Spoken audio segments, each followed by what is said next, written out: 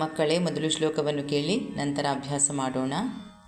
ಶಾಂತಾಕಾರಂ ಭುಜಗಶಯನಂ ಪದ್ಮನಾಭಂ ಸುರೇಶಂ ವಿಶ್ವಾಧಾರಂ ಗಗನಸದೃಶಂ ಮೇಘವರ್ಣಂ ಶುಭಾಂಗಂ ಲಕ್ಷ್ಮೀಕಾಂತಂ ಕಮಲನಯನಂ ಯೋಗಿಭಿರ್ಧ್ಯಾನಗಮ್ಯಂ ವಂದೇ ವಿಷ್ಣುಂ ಭವಭಯಹರಂ ಸರ್ವಲೋಕೈಕನಾಥಂ.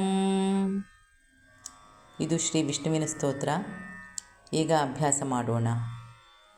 ಶಾಂತಾಕಾರಂ ಭುಜಗಶಯನಂ ಪದ್ಮನಾಭಂ ಸುರೇಶಂ ವಿಶ್ವಾಧಾರಂ ಗಗನಸದೃಶಂ ಮೇಘವರ್ಣಂ ಶುಭಾಂಗಂ ಲಕ್ಷ್ಮೀಕಾಂತಂ ಕಮಲನಯನಂ ಯೋಗಿಭಿರ್ಧ್ಯಾನಗಮ್ಯಂ ವಂದೇ ವಿಷ್ಣುಂ ಭವಭಯಹರಂ ಸರ್ವಲೋಕೈಕನಾಥಂ.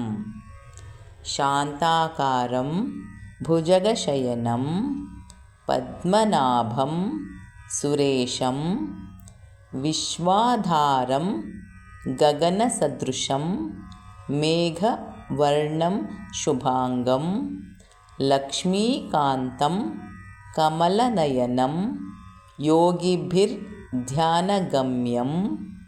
ವಂದೇ ವಿಷ್ಣುಂ ಭವಭಯಹರಂ ಸರ್ವಲೋಕೈಕನಾಥಂ.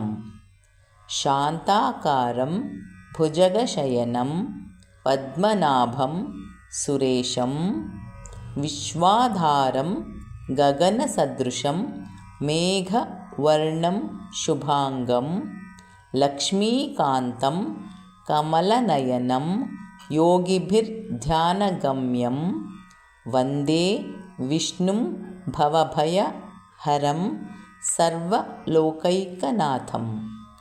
ಶಾಂತಾಕಾರಂ ಭುಜಗಶಯನಂ ಪದ್ಮನಾಭಂ ಸುರೇಶಂ ವಿಶ್ವಾಧಾರಂ ಗಗನಸದೃಶಂ ಮೇಘವರ್ಣಂ ಶುಭಾಂಗಂ ಲಕ್ಷ್ಮೀಕಾಂತಂ ಕಮಲನಯನಂ ಯೋಗಿಭಿರ್ಧ್ಯಾನಗಮ್ಯಂ ವಂದೇ ವಿಷ್ಣುಂ ಭವಭಯಹರಂ ಸರ್ವಲೋಕೈಕನಾಥಂ. ಅಭ್ಯಾಸ ಮಾಡಿ. ಒಳ್ಳೆಯದಾಗಲಿ.